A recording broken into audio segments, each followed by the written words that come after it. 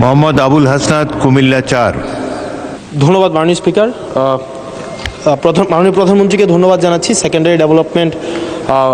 Secondary education development programme হাতে নেওয়ার জন্য, একই সাথে সাথে learning acceleration programme in secondary education হাতে নেওয়ার জন্য। মাননীয় স্পিকার, আপনার মাধ্যমে আমার প্রশ্নটি হচ্ছে, একটা বিশ্ববিদ্যালয়ের শিক্ষার্থী অথবা যারা চাকরি প্রার্থীরা যখন প্রাথমিক বিদ্যালয়ে শিক্ষক হিসাবে চাকরি করতে যান, তখন সেখানে 11,000 টাকা বেসিক দিয়ে শুরু করেন বর্তমান প্রেক্ষাপটে। অর্থাৎ এই চাকরিটা হচ্ছে 13 গ্রেডের চাকরি এবং 3য় শ্রেণীর। একজন যখন সেকেন্ডারি এডুকেশনে চাকরি করতে যান, তখন বেসিক বেতন পান 16,000 টাকা। এটা 10ম গ্রেডের এবং 2য় শ্রেণীর চাকরি। আমাদের দেশের প্রাথমিক শিক্ষা এবং মাধ্যমিক শিক্ষা, এই দুইটা হচ্ছে ফিডার ইনস্টিটিউশন। আমরা যদি ভালো শিক্ষার্থী ফিডার ইনস্টিটিউশন থেকে আমরা টারশিয়ারিতে পাঠাতে পারি, তাহলে সেখানে একটা রিসার্চ বেসড আমরা একটা আউটকাম পাব।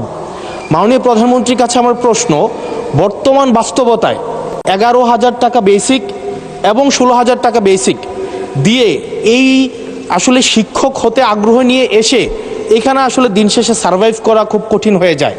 সেজন্য প্রাথমিক এবং মাধ্যমিক শিক্ষকদের বর্তমান প্রেক্ষাপটে, আপনিও বিদেশে দীর্ঘদিন থেকে এসেছেন, আপনি সেখানে শিক্ষা প্রতিষ্ঠানগুলো দেখেছেন, সেই বাস্তবতায় আমরা এই ফিডার ইনস্টিটিউশনগুলোর শিক্ষকদের মান উন্নয়নের জন্য, তাদের বেতন বৃদ্ধির জন্য, যাতে করে বেশি বেশি মানুষ বা শিক্ষার্থী এই ধরনের চাকরিগুলি করতে আগ্রহী হয়, সেটার জন্য আপনার বিশেষ কোনো পরিকল্পনা রয়েছে কিনা সেটি জানতে চাচ্ছি মাননীয় স্পিকার।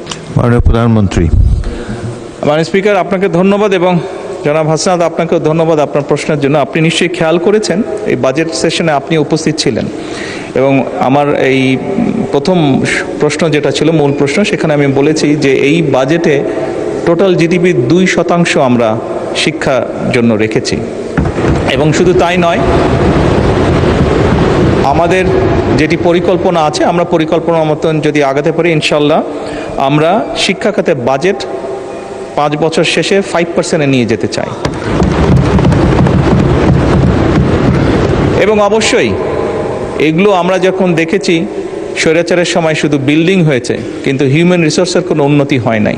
আমি আপনার সাথে সম্পূর্ণ একমত যে আমরা যদি আমাদের প্রাইমারি এবং সেকেন্ডারি এই শিক্ষকদেরকে যদি আমরা সঠিকভাবে ট্রেনিং দিতে না পারি, কিন্তু শুধু ট্রেনিং না, ট্রেনিংয়ের সাথে তাদেরকে তাদের সম্মানীয় যদি বৃদ্ধি করতে না পারি, তাহলে অবশ্যই আমরা প্রত্যাশা করি না যে তারা ভালো কিছু ডেলিভার করতে পারবেন। আমাদের তাদেরকে প্রশিক্ষণ দেওয়ার যেরকম কর্মসূচি রয়েছে, প্রশিক্ষণ দেওয়ার যেরকম পরিকল্পনা রয়েছে, বোথ সেকেন্ডারি অ্যান্ড প্রাইমারি, একই সাথে পর্যায়ক্রমিকভাবে আমরা যাতে তাদের সম্মানীয় বৃদ্ধি করতে পারি। আমরা অনেক সময় দেখেছি প্রাইমারি স্কুলের টিচাররা, এই সংসদে দাঁড়িয়েও আমি বলেছি যে অনেক সময় আমরা এখনও দেখি যে প্রাইমারি স্কুলের শিক্ষকরা তাড়াতাড়ি করে ক্লাস করিয়ে হয়তো আরেকটি একটি কোনো জবে অথবা কৃষিকার্যে, যেটাই হয়, একটি সেকেন্ড জবে তাকে যেতে হয়, তা না হলে তার জন্য সংসার চালানো কষ্টকর হয়ে যায়। সেকেন্ডারি স্কুলের ক্ষেত্রে আমরা অনেক শিক্ষকের ক্ষেত্রেই দেখেছি এরকম ঘটনা ঘটে। এই কাজটি যাতে তাদের না করতে হয় এবং তারা যাতে সঠিকভাবে তাদের সময় এবং তাদের মেধা শিক্ষার্থীদের পেছনে ব্যয় করতে পারেন, সেই জন্য তাদের সম্মানই বাড়ানো প্রয়োজন বলে আমরাও মনে করি। এবং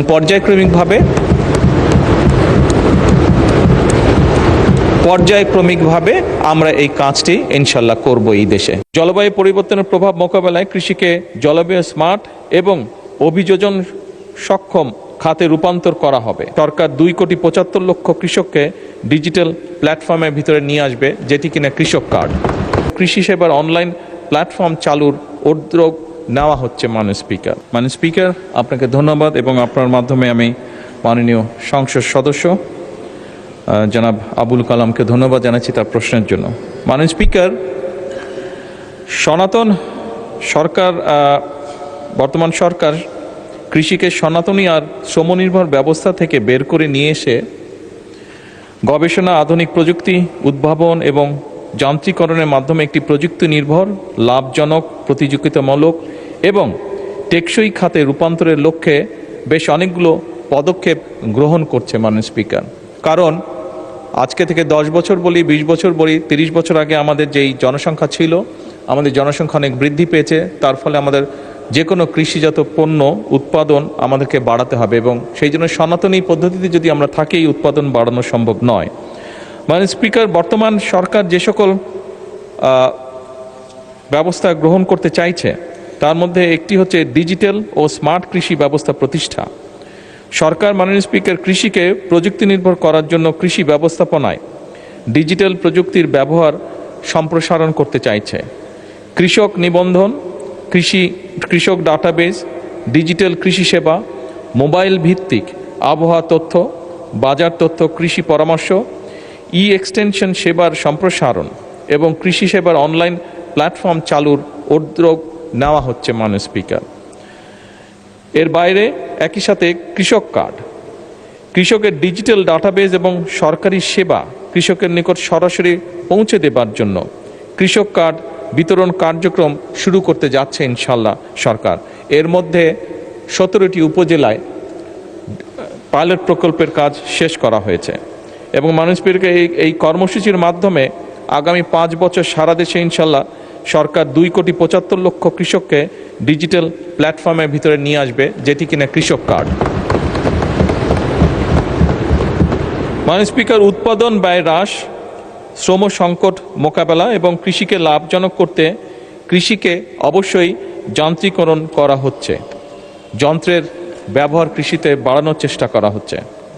একই সাথে সরকার কৃষিতে রিমোট সেন্সিং, কৃত্রিম বুদ্ধিমত্তা বা AI, internet of things, drone প্রযুক্তি, GIS, স্যাটেলাইট তথ্য, বিগ ডাটা এবং আধুনিক তথ্য প্রযুক্তির ব্যবহার সম্প্রসারণের উদ্যোগও গ্রহণ করছে। এইসব প্রযুক্তির মাধ্যমে ফসলের স্বাস্থ্য ও ফলন পর্যবেক্ষণ, রোগবালাই শনাক্তকরণ, সুনির্দিষ্ট সার এবং সেচ ব্যবস্থাপনা এবং উৎপাদন পরিকল্পনার অধিক কার্যকর ও বিজ্ঞান ভিত্তিক হবে বলে আমরা দৃঢ়ভাবে বিশ্বাস করি। মাননীয় স্পিকার, আধুনিক প্রযুক্তি এবং তথ্য নির্ভর প্রিসিশন এগ্রিকালচার চালু করে উৎপাদন যে খরচ সেটি কমানো এবং কৃষকের আয় বৃদ্ধি করা অন্যতম একটি লক্ষ্য আমাদের। সুষম, নিরাপদ ও পুষ্টি নিশ্চিত করার লক্ষ্যে যথোপযুক্ত প্রণোদনার মাধ্যমে কৃষি খাতকে পুনর্বাসন এবং বিকশিত করারও পরিকল্পনা রয়েছে। একই সাথে মাননীয় স্পিকার, দেশের কোন এলাকায় কোন সময় কোন ফসল ভালো হবে, কী পরিমাণ সার লাগবে, আবহাওয়ার পূর্বাভাস ইত্যাদি সংক্রান্ত পরামর্শ প্রদান করা হচ্ছে এবং এটিকে আরও অর্গানাইজ করা হবে কৃষক কার্ডের মাধ্যমে।